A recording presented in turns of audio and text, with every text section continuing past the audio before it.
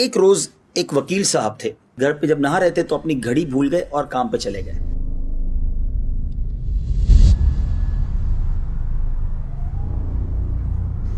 جب عدالت پہ پہنچے تو گھڑی یاد آئی، تو ایک دوست نے پوچھا کہ وہ گھڑی کہاں ہے، آپ نے آج گھڑی نہیں پہنی؟ تو کہا یار بس وہ گھر میں غسل کر رہا تھا تو غسل خانے میں رہ گئی۔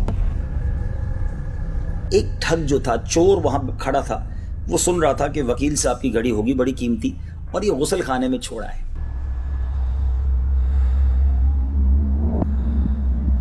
ٹھگ تھا، بڑا شاطر تھا، بڑا جس کو کہنا کہ چالاک تھا۔ اس نے کیا کیا، ایک مرغا لیا اور وکیل صاحب کے گھر پہنچا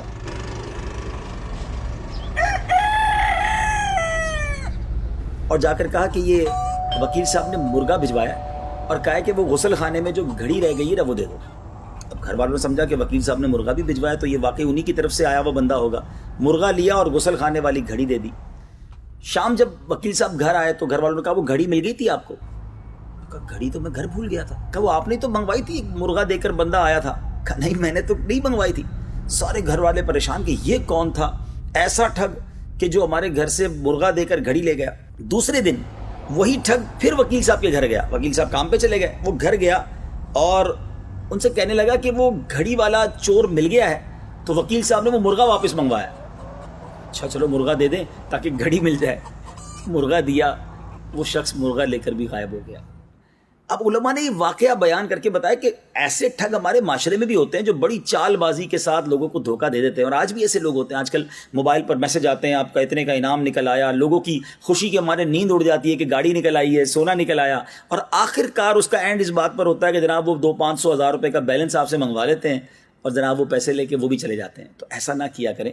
وہ کہتے ہیں نا کچھ جینے کی تمنا ہے تو پہچان پیدا کر۔ اگر آج اس معاشرے میں رہنا ہے تو دنیا میں جو موجود ٹھگ ہیں، جو یہ اس طرح کے اسکیم ہوتے ہیں، اس طرح کی پرابلمز ہوتی ہیں، اس کے بارے میں بھی عقل ہونی چاہیے کہ اس طرح گھر بیٹھے کوئی لاکھوں کروڑوں روپے نہیں دے دیتا۔ اب یہ واقعہ علماء نے جو بیان کیا، اس کے تحت جو بات لکھی وہ بڑی کمال کی ہے کہ فرمایا اس گھڑی چوری کرنے والے ٹھگ کی مثال شیطان پر صادق آتی ہے۔